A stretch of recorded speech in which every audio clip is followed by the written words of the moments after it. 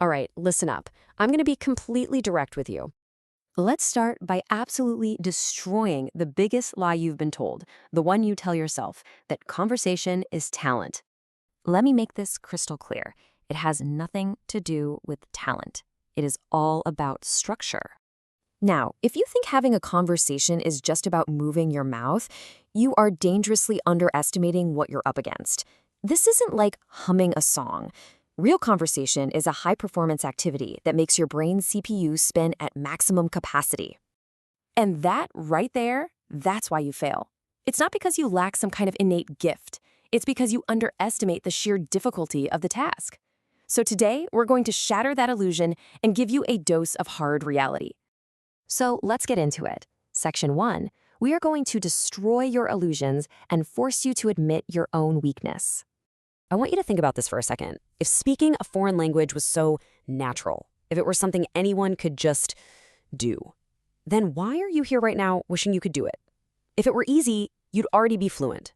The truth is, deep down, you already know. You are fully aware that this is not easy. You're just running away from saying it out loud. Now listen to me very carefully. Admitting that it is difficult is not a sign of weakness. Facing reality, looking the enemy right in the eye, that is the true beginning of strategy. So what makes it so tough? Enough with the feelings. Let's break this down logically and stare at the enemy's true form. Let's look at the breakdown. Vocabulary? That's just memorization. Low pressure. Grammar? Understanding rules. Again, low pressure.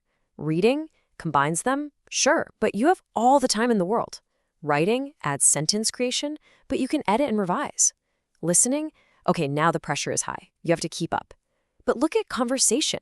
It demands every single one of those skills, vocab, grammar, listening, sentence creation, all at the same time. And on top of that, it adds insane processing speed, working memory, social judgment, raw courage, and mental fortitude. And the time pressure? It's immediate. There's no pause button. It's an all-out cognitive assault. So of course, the cognitive load is through the roof. The fact that you struggle, the fact that you fail, is not your fault. It is a structurally inevitable result of what you're trying to do. And let's just obliterate that pathetic excuse, but even little kids can do it. That comparison is completely useless. A child gets thousands of hours of immersion in an environment where mistakes don't matter. You get a fraction of that time and you're terrified of sounding stupid. It's not the same game. It's not even the same sport. And while we're at it, let's get rid of 2 other terrible pieces of advice. Just get experience. What does that even mean? Experience without a strategy is just wandering around the battlefield getting shot at. It's pointless. And the other one? I'll speak when I'm perfect. With that attitude, you will die of old age at the starting line.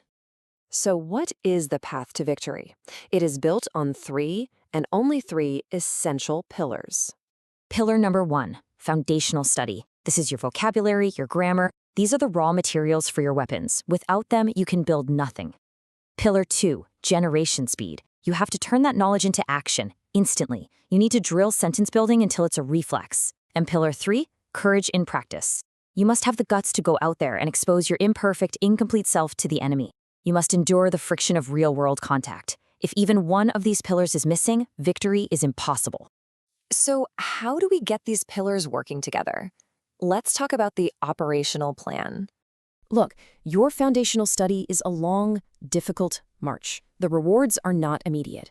But that moment in the field, in a real conversation where you are actually understood, that small victory is immediate.